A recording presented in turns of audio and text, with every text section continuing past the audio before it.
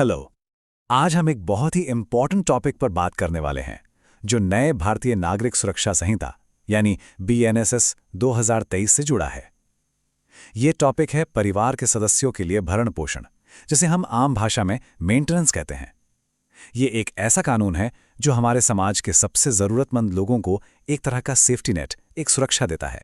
तो सबसे पहले एक सवाल पर सोचते हैं कि आखिर एक समाज अपने सबसे कमजोर लोगों की देखभाल कैसे करता है?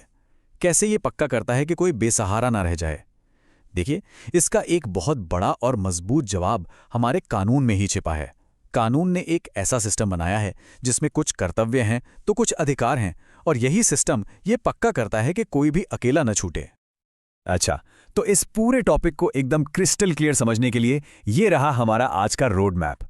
हम सबसे पहले समझेंगे कि इस कानून का मकसद क्या है, फिर देखेंगे कि कौन कौन मेंटेनेंस का हकदार है, इसके बाद न्याय पाने का रास्ता क्या है, अधिकार की शर्तें क्या हैं और क्या इन आदेशों को बदला जा सकता है, और आखिर में हम कुछ बहुत ज़रूरी अदालती फैसलों से भी सीखेंगे। चलिए शुरू करते हैं। तो चलिए हमारे पहले पॉइंट पर आते हैं। इस कानून का असली उद्देश्य क्या है? देखिए, सबसे पहले तो ये समझना बहुत ज़रूरी है कि ये कानून किसी को सज़ा देने के लिए नहीं बनाया गया है। इसका असली मकसद कुछ और ही है। ये एक बुनियादी सामाजिक कर्तव्य को पूरा करने के बारे में है। चलिए इसे थोड़ा और गहराई से समझते हैं। तो ये भरण पोषण या मेंटेनेंस आखिर है क्या? देखिए, बिल्कुल आसान शब्दों में कहें तो ये वो फाइनेंशियल सपोर्ट है, वो आर्थिक मदद है जो एक व्यक्ति को कानूनी तौर पर अपने किसी रिश्तेदार को देनी पड़ती है। कौन से रिश्तेदार? वो जो खुद अपना गुजारा नहीं कर सकते। तो ये कोई मेहरबानी नहीं, बल्कि एक कानूनी जिम्मेदारी है। इस कानून के पीछे की जो सोच है, जो फिलॉसफी है, वो बहुत दिलचस्प है। ज़मीर कौर बनाम जसवंत सिंह 1963 का एक केस है जिसमें कोर्ट ने कहा था कि मेंटेनेंस का मुख्य उद्देश्य एक सामाजिक मकसद को पूरा करना है। मतलब ये किसी को सजा देने के लिए नहीं है, बल्कि इसका मकसद है सामाजिक कल्याण। ये समाज को अंदर से मजबूत बनाने का एक तरीका है। तो अब अगला बड़ा सवाल, कानूनी तौर पर यह मेंटेनेंस मांग कौन सकता है? कौन है वो लोग जिन्हें यह कानून सुरक्षा देता है? चलिए देखते हैं।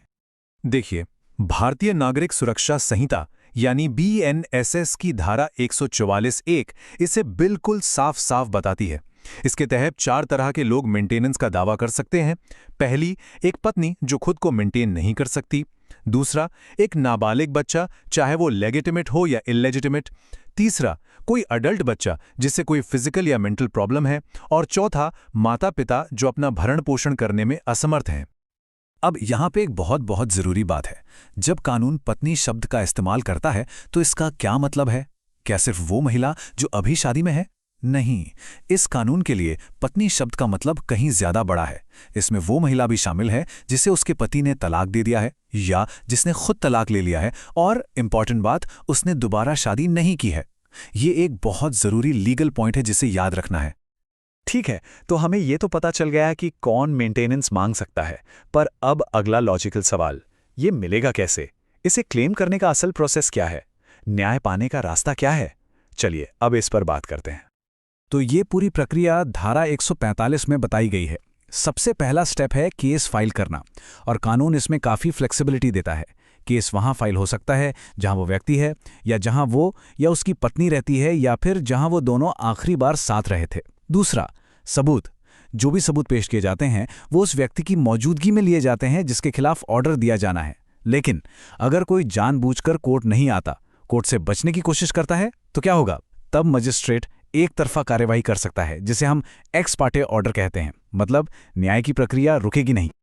अच्छा, मेंटेनेंस क्लेम करने के लिए 2 मेन रास्ते होते हैं। एक है क्रिमिनल कोर्ट का रास्ता जो बीएनएसएस के तहत आता है, और दूसरा है सिविल कोर्ट। दोनों में फर्क क्या है? देखिए, बीएनएसएस वाला रास्ता तेज और समरी प्रोसीजर है। इसका मकसद है फौरन मदद पहुंचाना ताकि कोई बेसहारा ना हो जाए। वहीं सिविल कोर्ट की प्रक्रिया थोड़ी लंबी और डिटेल्ड होती है, और वो आपके अधिकारों का फाइनल फैसला करती है। और एक बहुत इंपॉर्टेंट बात जो मुरलीधर बनाम प्रतिभा केस में भी कही गई, क्रिमिनल कोर्ट सिविल कोर्ट के फैसले को ओवररूल नहीं कर सकता। मतलब सिविल कोर्ट का फैसला फाइनल माना जाएगा। जैसा कि हम जानते हैं, हर अधिकार कुछ शर्तों के साथ आता है। तो अब हम उन सिचुएशंस की बात करेंगे जब एक पत्नी को मेंटेनेंस नहीं मिल सकता। ये वो कंडीशंस हैं जहां उसका अधिकार खत्म हो जाता है। और ये एक ऐसा एरिया है जहां अक्सर लोगों को बहुत कंफ्यूजन होता है, तो इसे ध्यान से समझते हैं। तो कानून 3 बिल्कुल क्लियर सिचुएशन बताता है। पहली, अगर पत्नी एडल्ट्री यानी जारता में रह रही हो। दूसरी, अगर वो बिना किसी ठोस वाजिब कारण के अपने पति के साथ रहने से मना कर दे। और तीसरी, अगर वो दोनों आपसी सहमति से म्यूचुअल कंसेंट से अलग रह रहे हैं। इन 3 मामलों में पत्नी मेंटेनेंस की हकदार नहीं होगी। लेकिन यहाँ एक बहुत बड़ा सवाल खड़ा होता है, क्या एक गलती, बस एक गलती हमेशा के लिए किसी का अधिकार छीन सकती है? क्या इसका मतलब है कि हक हमेशा के लिए खत्म हो गया? चलिए देखते हैं कानून इस पर क्या कहता है। और इस सवाल का जवाब हमें मिलता है महबूबी बीबी बनाम नासिर फरीद 1977 के केस से। देखिए, कानून बहुत होशियार है।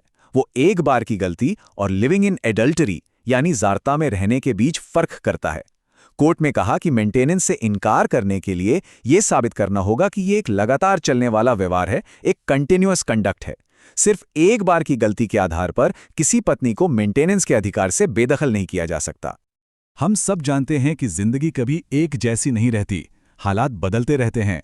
और अच्छी बात यह है कि हमारा कानून भी इस बात को समझता है।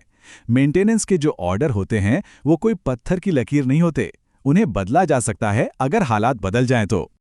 और ये कैसे होता है, ये बताया गया है धारा 146 में। मेंटेनेंस ऑर्डर को बदला या कैंसिल भी किया जा सकता है अगर कुछ खास चीजें हों, जैसे अगर दोनों में से किसी के भी हालात में कोई बड़ा बदलाव आया हो और ये साबित हो जाए, या फिर किसी सिविल कोर्ट ने कोई फैसला दे दिया हो, या अगर तलाकशुदा पत्नी दोबारा शादी कर ले तो उसकी शादी की तारीख से मेंटेनेंस कैंसिल हो जाएगा, या फिर अगर पर्सनल लॉ के तहत कोई फाइनल सेटलमेंट हो गया हो। ये सारे प्रोविजन कानून को प्रैक्टिकल बनाते हैं। अब तक हमने कानून की किताबों में क्या लिखा है ये समझा, लेकिन कानून का असली मतलब तो तब सामने आता है जब अदालतें उसे असल दुनिया में लागू करती हैं। तो चलिए अब कुछ लैंडमार्क केसेस देखते हैं और समझते हैं कि इन कानूनों का रियल वर्ल्ड इंपैक्ट क्या है।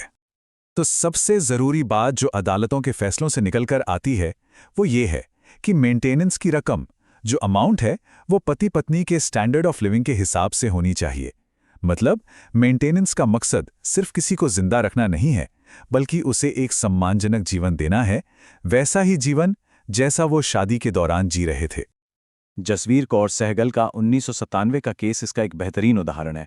देखिए हुआ क्या, ट्रायल कोर्ट ने मेंटेनेंस तय किया 1000 रुपये महीना।